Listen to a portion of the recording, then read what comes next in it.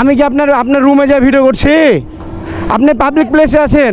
আরে ভাই, এটা গুজব না, এগুলো তো আমরাই করছি।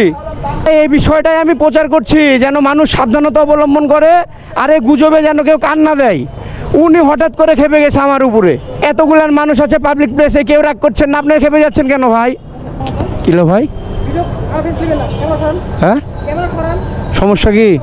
সমস্যা কি ভাই? আমি কি আপনার ভিডিও নিচ্ছি? হ্যাঁ, আমি কি আপনার ভিডিও নিচ্ছি?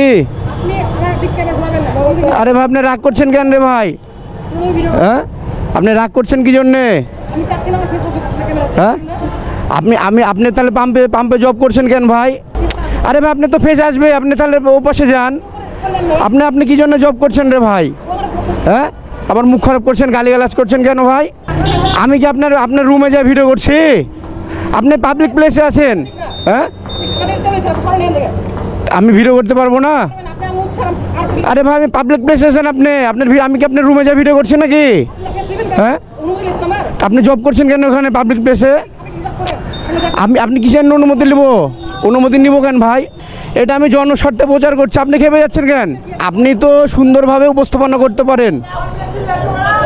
হ্যাঁ, আরে ভাই, এই সংকট তো আমরাই তৈরি করছি না? এই সংকটগুলো তো আমরাই তৈরি করছি। আপনার গতকালকের আগের দিন কি এরকম সিরিয়াল ছিল লাইনে? তো এগুলো কি আমরা কি প্রচার করব না যে পর্যাপ্ত পরিমাণ তো দেশে তেল আছে, কিংবা আমাদের পাম্পগুলোতে প্রত্যেকটা পাম্পের মালিকরা বলছে তেল আছে। তো এগুলো আমাদের প্রচার করে মানুষকে জনসচেতন করতে হবে না? উনি যাচ্ছে খেপে যে আমার এই করেন ওই করেন, মুখ খারাপ করছে আজ অযথা। দেখেন তো ভাই, আরে ভাই, এটা গুজব না, এগুলো তো আমরাই করছি। এটাই, আরে ভাই, এই বিষয়টাই আমি প্রচার করছি যেন মানুষ সাবধানতা অবলম্বন করে, আর এই গুজবে যেন কেউ কান না দেয়। উনি হঠাৎ করে খেপে গেছে আমার উপরে। হ্যাঁ, আরে ভাই, আপনি বারবার বলছেন যে ফেস নিতে পারবেন না। এতগুলান মানুষ আছে পাবলিক প্লেসে, কেউ রাগ করছেন না, আপনারা খেপে যাচ্ছেন কেন ভাই? আরে ভাই, আবার গালাগালি করছে, দেখেন না? আশ্চর্য বিষয়। এ ভাই, তেলের কি সংকট আছে বাংলাদেশে এখন পর্যন্ত? গভর্নমেন্ট থেকে কোনো কেউ নিউজ দিয়েছে? হ্যাঁ, তো উনি খেপে যাচ্ছে কি জন্যে? আমি তো প্রচার করছি যে যথেষ্ট পরিমাণে তেল আছে, আমাদের রিজার্ভ আছে। উনি হচ্ছে যে আমার উপরে মনে করেন যে ক্ষোভ দেখাচ্ছে। তো বিষয়টা দেখছেন যে কি বলবো, মানে আমি আসছিলাম এই পাম্পে, এটা হচ্ছে যে রুয়েটের সামনে যে নয়ন পাম্প আছে, নয়ন পেট্রোলিয়াম এজেন্সি, এখানে আসছি। যে হঠাৎ করে যে একটা গুজব ছড়াচ্ছে বাঙালি, এই বিষয়ে একটা কথা বলছিলাম, এই গুজবে আমরা কান দেবো না। হ্যাঁ, তো এই গুজব এড়ানোর জন্যই আমি আসছিলাম এই নয়ন পেট্রোলিয়াম এজেন্সি। এখানে আসার পরে এখানে যে পয়েন্টম্যান আছে, ওই ভাই হচ্ছে আমার উপরে মানে রেগে গেছে। তো আমি হচ্ছে যে বিষয়টা বুঝলাম না যে আমার উপরে এখানে রাগ করার কারণ কি।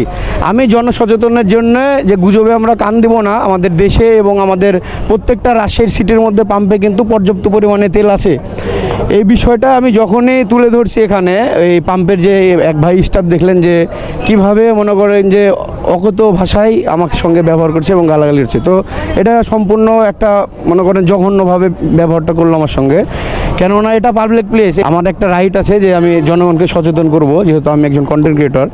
তো ইনি হচ্ছে যে ব্যবহারটা আমার সঙ্গে করছে, ইনার যে একটু আগে যে আসছিল কিন্তু হচ্ছে যে মেবি পাম্পের ম্যানেজার, ইনিও কিন্তু তেমন কিছু বললো না। কিন্তু এই স্টাফটার ব্যবহার আপনারা এটা দেখলেন যে মানে কতটা খারাপ, মানে ভাষায় বলার মতো না। সো এই বিষয়ে আপনি একটু মতামত জানাবেন যে আমি কি এখানে কোনো অন্যায় করছি? এসে মানে মানুষকে সচেতন করার জন্য পাম্পে আসছিলাম, যেহেতু আমি একজন বাইকার প্লাস আমি একজন কন্টেন্ট ক্রিয়েটর। আজকে গুজব ছড়াইছে বিধায় কিন্তু এই যে মানুষগুলো লাইন ধরছে পাম্পে। তো আমার তো জায়গা থেকে আমার যতটুকু করার আমি করব, যে গুজবে কেউ কান দিবেন না, আর তেল বিশেষ করে বাইকে পর্যাপ্ত পরিমাণ তেল থাকার পরে কেউ মজুত করবেন না।